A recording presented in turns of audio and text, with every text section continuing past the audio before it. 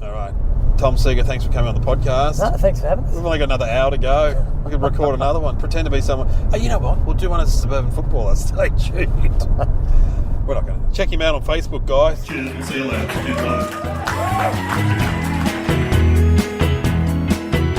All right, yeah. We'll be in touch.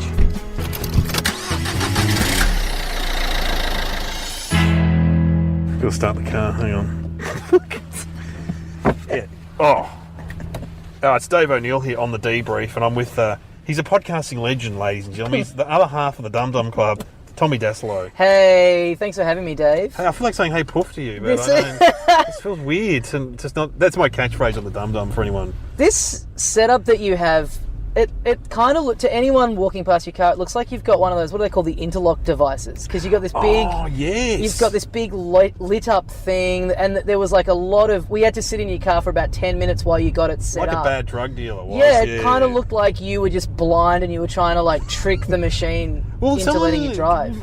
My brother's brother-in-law puts them into cars. I'm going to ask him, can you just get someone to blow in it for you, or? Yeah, surely you have to go pretty quickly. Like.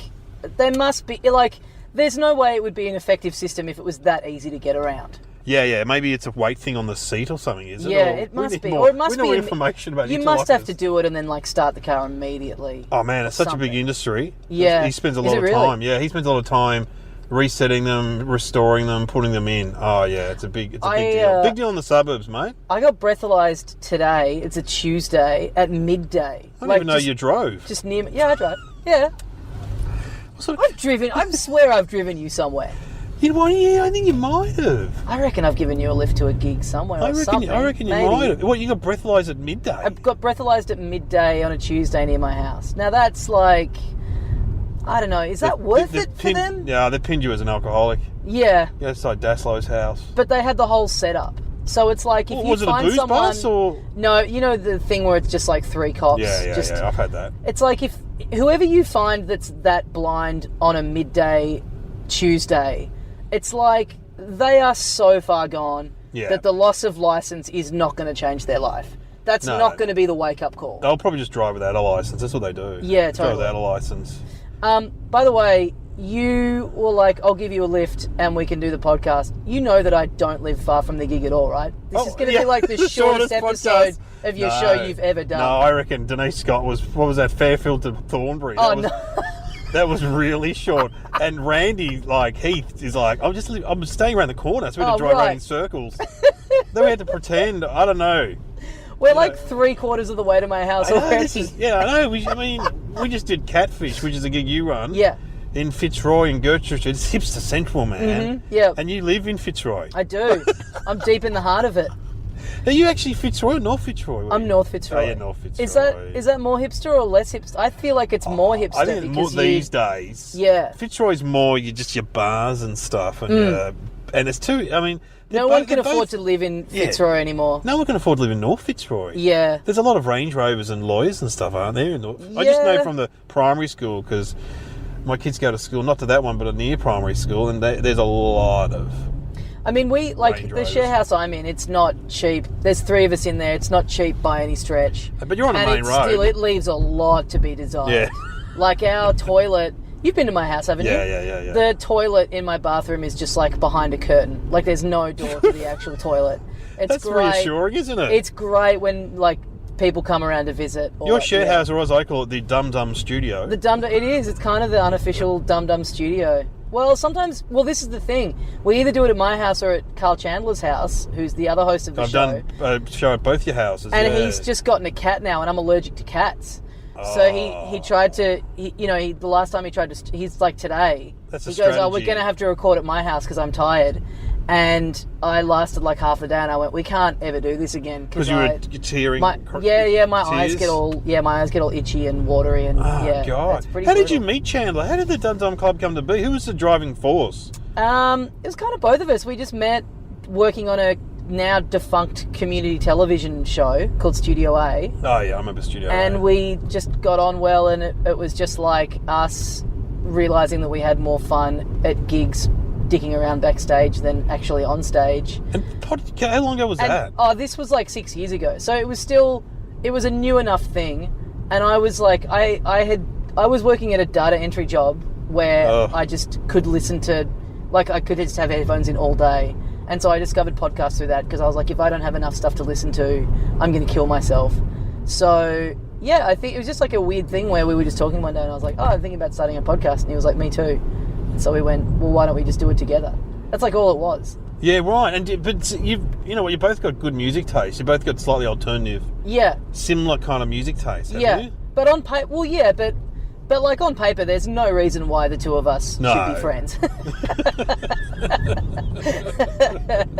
But it works on the radio, on the podcasting world. Well, I guess that's what I mean. Commercial radio is obsessed with that, aren't they? Like with conflict. They love it. But sometimes they do it too. They go too far. They do it too much, and it's like make these people sit in a room and they hate each other 5 days a week and be getting up at 4 a.m. Yeah, and they actually hate they already each other. dislike. They're already opposed to each other. Yeah, I don't know. He's a solicitor from Toorak. She's a single mum from Port Meadows. We're going to put them in a studio together. Guess what? They hate each other. But you'd be lucky, right? You don't seem like... You've done a lot of like radio and breakfast radio. You've never really been with anyone that you didn't like. Hughesy. Hughesy, you hate Hughesy. What a scoop. That'll get back to him too. You'll hear about that. Back to him. No. I've got on well with everyone I've worked with. Even, I work with people I didn't know, like Dicko. Yeah. Dicko was good. Yeah. Good fun. So you've been lucky. You haven't been like stitched up by like management trying to like fuck you over. Oh, I haven't worked with anyone who's really crazy. Yeah. There's a lot of crazy. Who's the person who, like, no amount of money you would do it? Karl Chandler. Dave and Karl in the morning. There's a few I wouldn't do because you know what? Who wants to get? I got up early for so many years, 11 years. Yeah. And it was generally working with people that you like, and occasionally, like, they put me with Chrissy, Swan, and Dicko. I didn't know them, but they were really good. They're really nice people. Yeah. And if they were to say you've got to do a show with this person, I just go, I can't be bothered getting up early in the morning to. It's not worth it. Oh my God, we're home. It's not worth you saying this is it. Did you maps my house? I'm surprised I didn't have to direct you. You just knew where I lived. I've been to your house. We're gonna have to drive around. You've driven past it. I'll direct you a good way to go around the block. I've been to your house several times. Yeah, you have. Who can be bothered getting up early to just work with someone you don't like? It's no good. You've got to like them because it's like being in a submarine.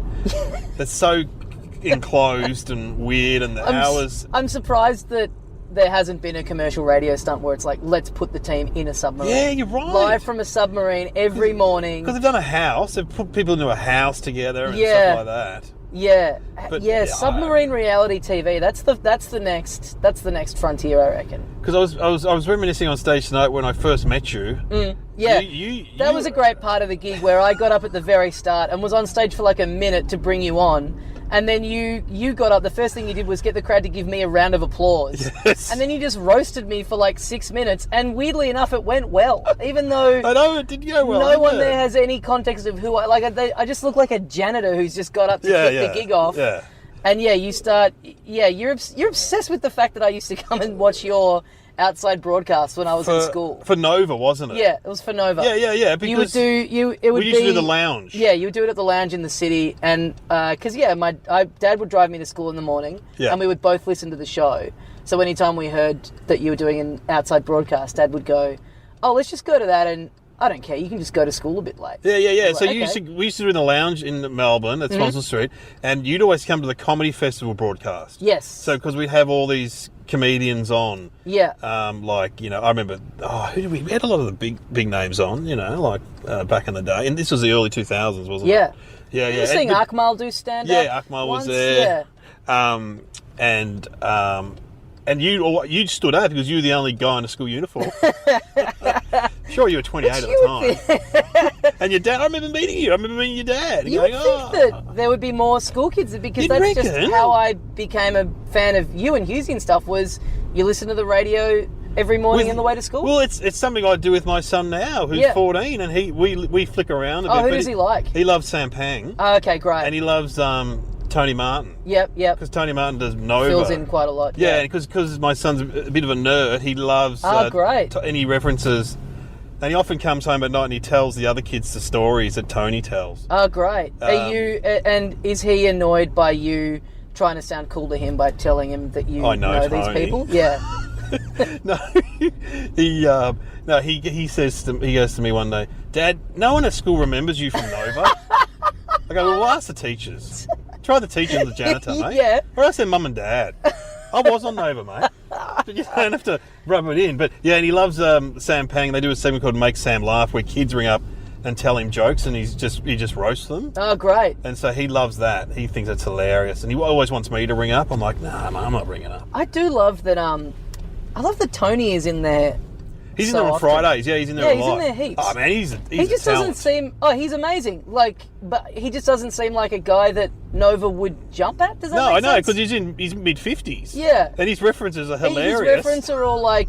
Yeah. Oh, they're older than my references. BBC sitcoms from the 1960s. But no, Chrissy Swan's got because she had older sisters. Yeah, right. She's like in her 40s, but she's got incredible knowledge of TV and music from the 70s and 80s. Right. Like you could say any Tony says any show, like, Mind Your Language, right? Yes. Which is a sitcom from the 70s. Yeah, she knows all the characters, and so yeah, it's interesting. But yeah, he you know what's kind of sad? You've got Mick Molloy on one station and Tony on another, and they were one of the greatest radio duos ever. Mm-hmm. But I was telling someone about their show. It was like Dassalo and Chandler of the 90s. It was just like you guys. Oh man, our big breakup's coming. Yeah. There's no doubt in my mind that that's the way the Dum Dum Club is going to end. It won't be a civil parting of ways. It'll be a full. Oh, yeah, it'll be a full blown. F you. Biff. Yeah. F you. Never speaking again. Yeah. But that's funny because you divide up the friends. Yeah. I don't know who I'm going to go with, because I'm friends with both of you. That's interesting, because you got into comedy because you were a fan of comedy. You obviously had a great... Not unsimilar to... who was like John Safran? Right. He used to go to all the D-Gen OBs and stuff. Right, yeah. I mean, I wasn't. Like, I was a fan of comedy. I wasn't really a fan of stand-up. Like, I didn't really know much about... well, you don't, though, because there wasn't that much around. I guess, but, like, so many comics... like that started around the same time as me will always talk about like, oh yeah, I remember like I would tape the gala and like, that was like Christmas for me. Like I never watched the gala. Like I didn't really know any. I don't think I'd ever really watched much or any stand up before I started doing it. So I wasn't one of those guys that well, same here. But for me, because I'm older than you, there wasn't a lot around. There wasn't to do, yeah. I remember seeing Franklin Ajayi on Hey Hey and thinking he was hilarious. Right. But I'd been to 2 work functions at The Last Laugh, I think, and seen comedians. And I remember thinking, oh, I'm better than them. Oh, I'm not as good as that guy. That guy, I could do better. Oh, no, I'm not as good as him. He's very good. Well, the first comedy gig I ever went to was, Hughesy's CD launch, and it was at the Prince Pat. Oh, fantastic. And it was... I reckon I was there. You were on. It was you, Hughesy, Justin Hamilton, and Greg Fleet. Oh, yeah, I remember that. And I just remember Hughesy plugged it on the radio, and... Again, me and Dad were driving to school and he was like, yeah, do you want to go tonight? I'm like, yeah. And so we went. Your dad's cool? It was awesome. And it was like, because we knew you guys from the radio, but like I didn't really know anything else about stand-up. And so, yeah, seeing Hamilton and seeing Fleety, like, going full... One of the kings going full Fleet. Melbourne comedy. Yeah. Now, do you go to these shops much? I wondered why you pulled up here. I was like, do you think this is my house? I'm just going to tell you, that is a great bakery. Is it? A treat of France. A treat of France, yeah, right? They do great baguettes and great French style, obviously. Yeah, but that looks like the kind of bakery that, But also the Dave O'Neill Zone 4 corporate money lifestyle. No, it's not that expensive. It looks really expensive. That font makes me think expensive. You're right, I don't think about the prices. You're absolutely right. What about this place? Brazilian waxing next to it. What do you think of that, Dave? They're a chain. I'm not into waxing. They're a chain. They're a chain. So they're a franchise. You prefer to get it done at this local joint, bespoke artisan waxery. What about? I know you're a fan of kebabs. Have you ever been to Oz Kebabs, which is situated in a car wash over here? No, I haven't. Look, it's pretty rare. It's pretty rare that I'm maggot enough to go to the car park kebab. You know the one, the flashing lights, that's just on a vacant lot. I mean, they're like food trucks, but not as good. They're the original food trucks, aren't they? Truck, yeah. Yes. But they're still tethered to the same... Yeah. It's like they lack of refrigeration. They always just look like they started building a bricks and mortar place and then went, we've run out of money. And I also wonder, what do they do with the meat overnight? Yeah. What do they do with that meat? Yeah, there's not much in the way of like an office or anything out the back. Like, now I'm kind of lost now. Where okay, are we? so you just you go. Yeah, I know. Do you have you got a bicycle? Do you ride on the bike track here? I don't. No, I keep telling myself I'm going to get a bike, but I'm kind of too scared. I'd be too scared. Did you ride a bike as a kid? Yeah, when I was really young. But not as a teenager. Early teens. Yeah, I'm just too... Well, so I was like, the weather has been getting good lately in Melbourne, and I was like, you know what, maybe this is it. Maybe this is when I finally get a bike, start riding everywhere. But I just know I would injure myself. My housemate on Saturday night got really drunk and riding home stacked his bike and knocked his 2 front teeth out. Oh my God. And I feel like even though there were circumstances to him riding it that I wouldn't partake in, that's kind of set me, you know what I mean? Yeah. Like, that's kind of set me back and going, yeah, that's what happens if you ride a bike. Now I'm never going to get one. It's freaked me out too much. Oh, yeah.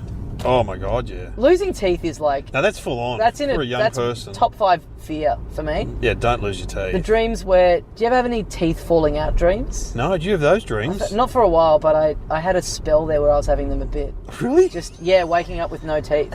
And waking up and they just like...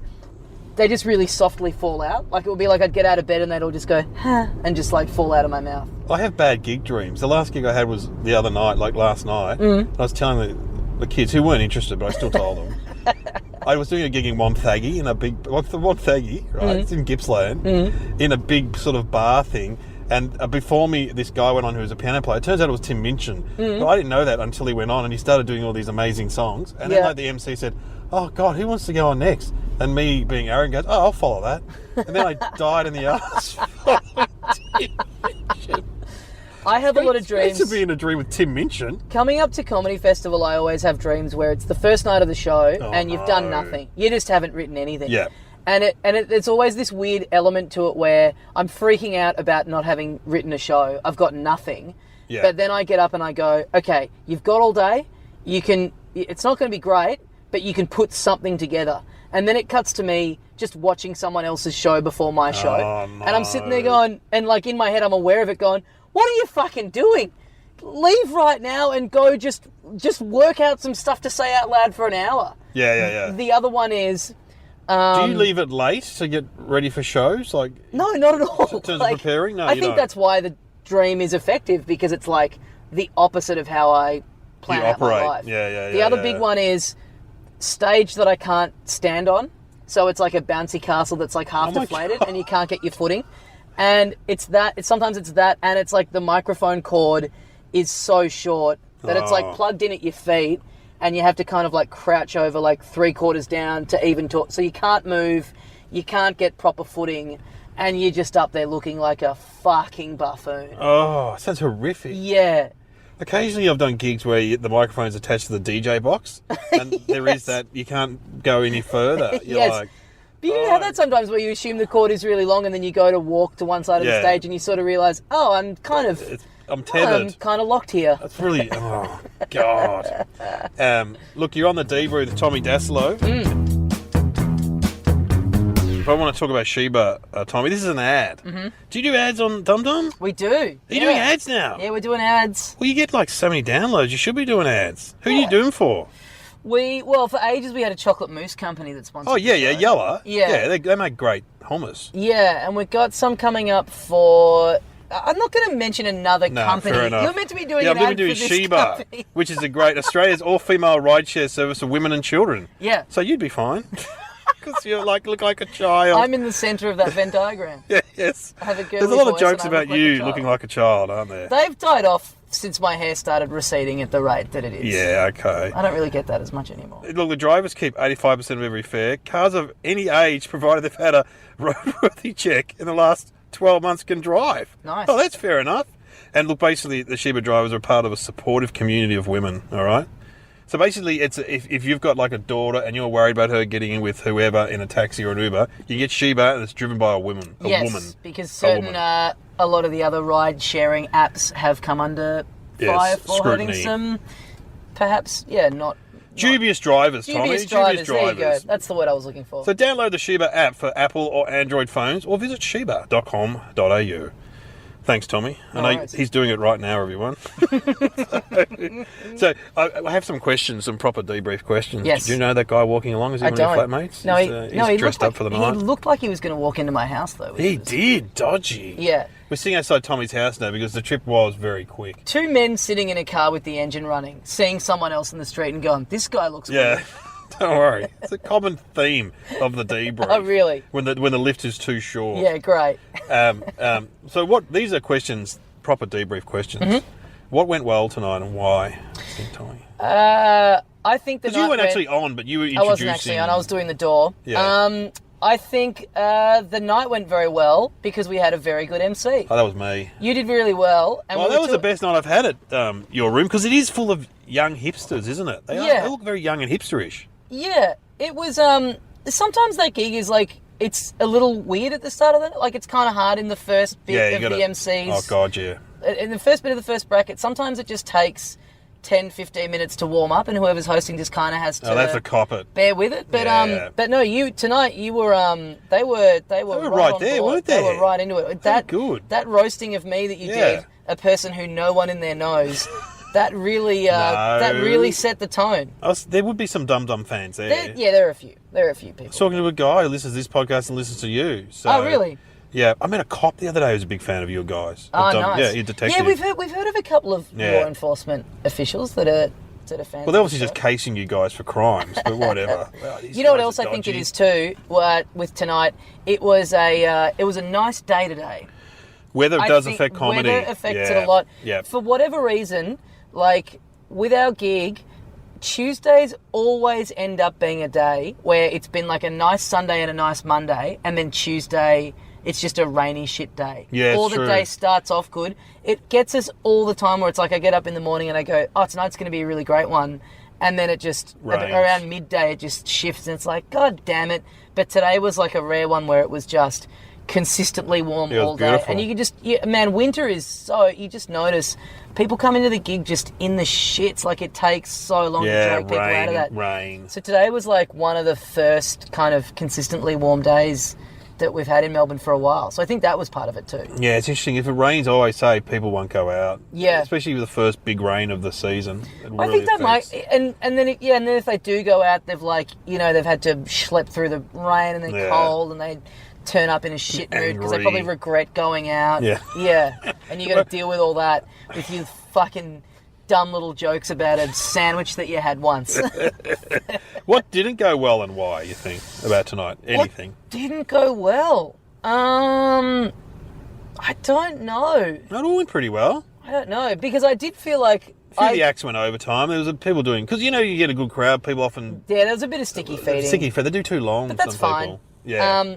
I like... Every week when I try and anytime I try and get people to move up the front, which I did at the start of tonight, it never goes well. Because you go, hey guys, who wants to sit closer? And people don't do it, and then you've just created this weird vibe that it is so hard to come. That's why it was such a relief when you got on it and then it just went great immediately, because I was like, have I just rooted this gig from the start by... Because I then get so passive aggressive about it when people don't want to do it that it just But no, I don't think there was anything... That moves to the next question. What organisational hazards got in the way? People not sitting up the front. People not sitting up the front. And that gig too, the lights are so bright and it's such a long room that beyond the first 3 rows, you can't really see anyone. No. It's kind of an annoying setup because there's lots of good seats. There's that little booth up the back. Yeah, that people they gravitate towards that. People gravitate to the midpoint of the room, and it's frustrating when sometimes you start the gig and there's a lot of people there. But you get up to... Yeah, it feels like 12 people down the front. You can't see anyone. Yeah, it's like it feels shit up here, but it's actually... It's good. It's a good room. How can we do better next time? Ooh. Just accept that those first 2 seats are just empty, bro. They're gonna feel... Just let it go, bro. Get some dummies like Weekend at Bernie's 2 style and stick them down the front. That's not bad. So people think there's people sitting there, but they're not laughing a lot. Yeah, that's great. Some shop mannequins. That would be pretty fun. I always feel weird when the first people who turn up at the gig, once you've opened doors. Yeah, and they see no one there. Yeah, they'll be there at 7:30, and you feel like they walk in, and sometimes people go, "Oh yeah, it's packed tonight." It's like it's 45 minutes until it starts. That's only older people do that. People my age group. Yeah, we'll get there early. Yeah. Why? Oh, Actually, I should mention your cartoons. Your cartoons are fantastic. Oh, that thank you. So did you love cartooning and comics as a kid? Yeah, I drew a lot growing up, and it's only like in the last kind of 3 years that I've kind of really made a bit more of an effort to like. Yeah, you put them on the web occasionally. Yeah, I put them on the web, and we do this like newsletter for our Patreon of Dum Dum, where I do a lot of drawings for that. And then my last kind of like 2 comedy festival shows, I've really like tried to have a lot of drawing stuff in there. Yeah, cool. Which I think I'll keep doing for next year. And then, just this year I kind of have finally gotten around to making a little book of them. You've got a book that you sell, yeah? Yeah, I'll give you one, actually. Yeah, I'd love it. Is it appropriate for children? Or? It is, actually. Yeah, no. It's not too rude. I don't have to read it. Yeah, one of them. Fantastic. Super Bloom by Tommy Dassalo. Yeah, it's all about... I went to Thailand and Singapore and Vietnam, and it's all little cartoons about me. Yeah, cool. Being in Asia. Yeah, the influences looking at them, there's a bit of Mad Magazine, but not a lot of Mad Magazine in here. No, it's more like... sort of Simpson-ish, a little bit. Yeah, a bit of Simpsons. It's like a lot of like the kind of 90s American kind of underground dudes, like Peter Bagg and like all that sort of stuff. Yeah. Daniel Klaus. I love his writing. There's a note in here saying, thank you for purchasing this copy. I didn't purchase it. I feel like a fraud reading your note that you put in here for people that buy this. Well, it's a little poster on the back, little black and white poster. Cool. Little dumpling boy. Yeah, you should do more drawing. It's fantastic. Yeah, I'm going to try and... I got that out and it's sold pretty well, so I'm going to try and do another one pretty quickly. The wild shitters of Vietnam. Yeah. What a weird toilets I saw in Vietnam. Oh, yeah, I've been to Vietnam. A lot of two toilets in the one room. Left a lot of good men behind, mate. Like my dad, Kev. This one I went to the public toilet in a restaurant. We just had a... Where in Vietnam were you? Ho Chi Minh, Hanoi, and Hoi An. Oh, Hoi An's fantastic. Hoi An's the best. It's interesting, Hoi An, isn't it? Yeah, I loved Hoi An so much. I love Hoi An. Weird little river... sort of a trendy town in the middle of nowhere. Yeah. Sort of like Vietnam's Dalesford or somewhere. Yeah, and it's like you have to fly into Da Nang and then that's like an hour and a half drive to Hoi An. Yeah, it's so good.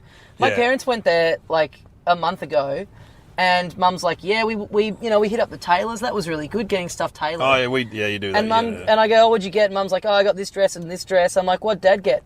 And she goes, Dad got a pair of shorts. You got a pair of shorts tailored? What a waste of going to a tailor. Get a suit or a shirt, mate. How much, there's shorts are short. There's no, tailored shorts for? You can find a pair of shorts that just fit you. You don't need tailored shorts. What an absolute waste of a tailor. I mean, even though it's cheap over there, and he had to go back twice for a fitting. For a fucking pair of shorts. What are you doing? Well, he was an architect, your dad. He was an architect. Everything's got to be perfect. And he had the greatest story ever, which I think we got you to tell on the radio, where he became an expert in architecture, so he became a witness at court cases, didn't he? Yeah. So he would turn up and they would say, well, we've got an architectural expert here to... But then what did he do? He made glasses... He got obsessed with that thing on The Simpsons where Homer's in court and he's made the glasses that have the eyes painted on them. Yeah. So he made some of them and was just turning up wearing them. Great. So he could sleep behind them. Yeah. When he's a witness in court. He's a crackpot. He's a true crackpot. That's hilarious. Yeah, they love you. Mum and Dad love you. Oh, they've come to my shows. They're good, your parents. Yeah. Vietnam. Well, my dad served in Vietnam and he went back. Right. I went, and one of my brothers went, and I went in 2000. I said, you got to go back, Dad, and have a look. So he went back after we gave it all the all clear. Right, the Viet Cong aren't going to hunt you down, Kev, because you fought in their country, right? And he went to his old airbase and he goes, bloody hell, there were tunnels underneath our whole airbase. All these Viet Cong tunnels. I didn't know they were there. Apparently his airbase was riddled with tunnels. They had no idea. Great. Just sleeping above these tunnels. Oh, man. Did you fit in those tunnels? I couldn't fit in those tunnels. I had a look. I didn't end up going and doing it. I went to the Peace Museum. Which is pretty. Is it Ho Chi Minh's body? Where you look, he's laid out. It looks like Colonel Sanders. Oh, I didn't see that bit. Oh, man. I don't know if you can still go. I saw the full-on Agent Orange wing. Yeah. That's it's all pretty horrific. Yeah. I got to say, though, I love a good war atrocities museum. The Hiroshima Peace Museum is I haven't been to that. Is it good? It's incredible. Yeah. The amount of stuff that they have, it's all, it's all photos and it's all kind of like, oh, here's a replica of the bomb. And then it's like, cool, here's an actual piece of fabric from a schoolboy that was eviscerated walking. It's like, who kept this and held onto it until when the museum opened? Who's cataloguing all this stuff? Why did they drop 2 bombs? Like, surely one was enough to go... And why not make the whole plane out of the black box material? Yeah, like, what's... Yeah. It's not a comedy trope. Hiroshima, let's turn why did they drop 2 bombs into the a new comedy hack trope. Comedy. Get it up there with 72 virgins. 72 virgins. 2 bombs. But what...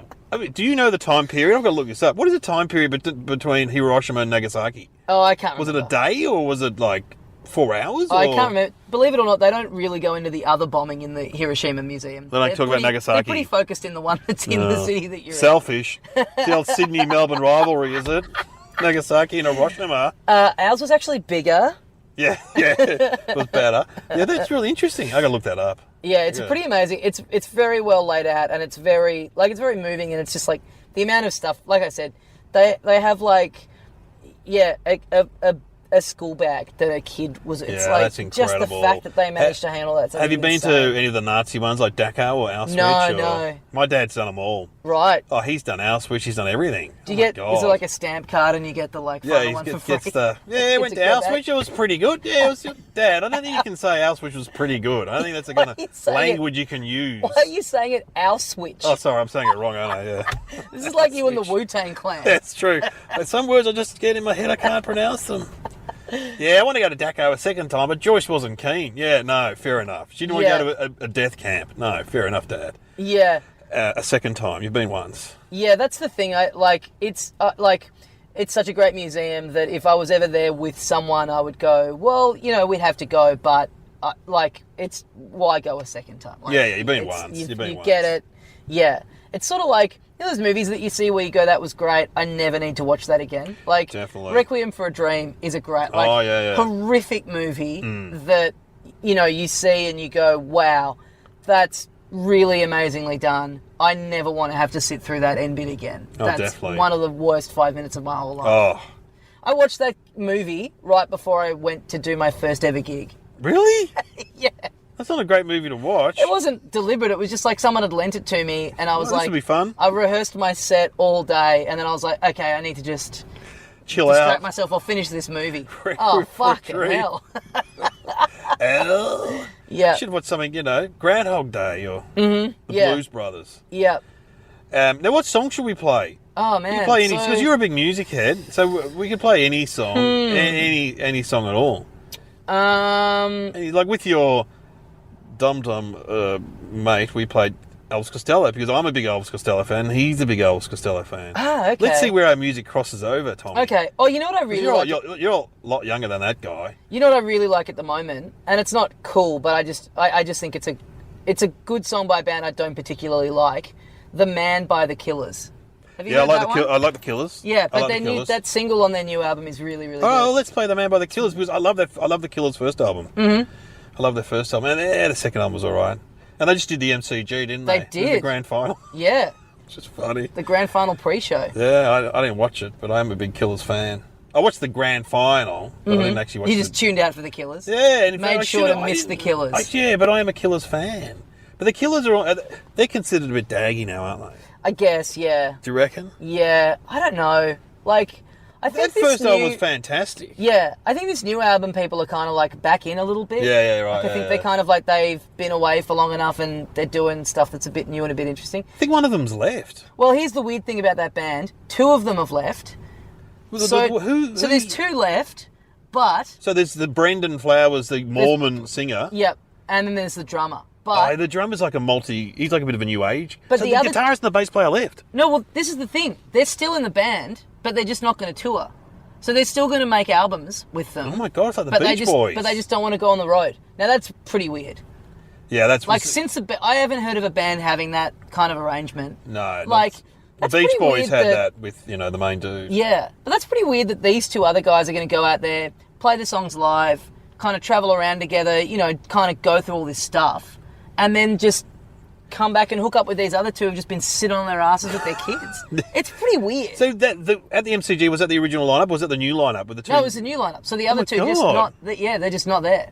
So like they now have like these two touring members, which also weird for them, where they're kind of like traveling around and playing all the songs and like, oh, so we're not good enough to have any input on the album. Good one. Yeah, good one. And any money, they're guys that used to be in good bands that just never made it, like the Killers made it. Yeah. Because when you go and see bands, I always look them up. Like I saw The Cure, and you look up the dude, and the guy that played keyboards was in another legendary band in the 80s that never made it as big as The Cure. Oh, so you mean The Cure now, there's just like, there's not that many original dudes. No, the bass player and Robert Smith are still, the original members. And all the rest are like really... Yeah, the guitarists. Well, actually the drummer's been there forever too. So that's a bad example. But like when I went and saw the Yeah Yeah Yeahs, they have a guy who plays bass, and I looked him up, and he's a great bass player. Yeah, right. But they've always been the three of them. But that would have been a thing where their sounds... I mean, the Black Keys are similar, where it's the band is the two of them, but then their sound started to fill out so much that they brought in...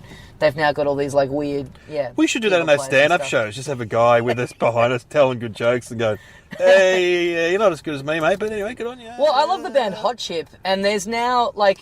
the first time I've seen them live every time they've come out here, and the first time they came out, I think there were like 3 or 4 of them, and every album they put out, they just add a member. Like they'll suddenly be just like someone, and it's like they always start out on the drums, and then the next tour there'll be a new drummer, and then that person's moved on to keys or whatever. There's like 8 or 9 of them in the band. They just keep adding people. Yeah, that's weird. I love it though. It's like it's just this full kind of. What's that band that used to sing like a choir? And they used to do the big day out and stuff. Polyphonic Spree. Yes. Yeah. And there were like 15 of them. And then the kid joined. Don't let the kid join. But you know what the rumor with them was?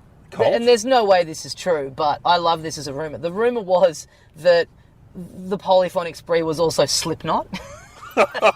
Because they've got all the masks on. It's the perfect crime. No. There's no way it's true. They weren't Slipknot. It's great to believe. Yeah, it's awesome. Let's play the Killers. You know what? We didn't even talk about Karl Chandler's wedding. Oh, yeah. Well, does he talk about it at all on the podcast? Yeah, we've talked about it. Because we were both at the wedding. We were both at the wedding. You left to go do a gig, right? And I came back and the wedding was still going on. And Chandler goes... Did you do an episode of this after that gig? No, we should have. We so should have, because I drove home with quite a few comics in my car. Oh, really? Who'd you have? Danny McGinley, his wife, Dave Kellen. Oh, great. Dave Kellen. Yeah. We hired a bus. There were like 10 of us in a bus, and it was so much fun.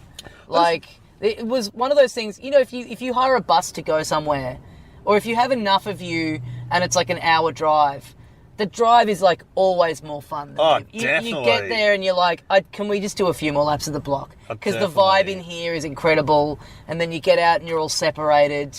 It was... Was the bus better than the wedding? It was a lot of fun. Like, we were sitting there and we're all like talking about like, just kind of making fun of like, and then Chandler's going to be up there doing this. How fun is it? Just going flat out at him. And then because it was like, we got a driver from the bus company. And after like half an hour, she goes, so this groom, is he like your friend? Like, she just couldn't get her head around the fact that we're all dressed up nice. And roasting just him. Savaging this poor guy on the way to his wedding. And it is, when you put it on paper, it's like, it's pretty ordinary behaviour.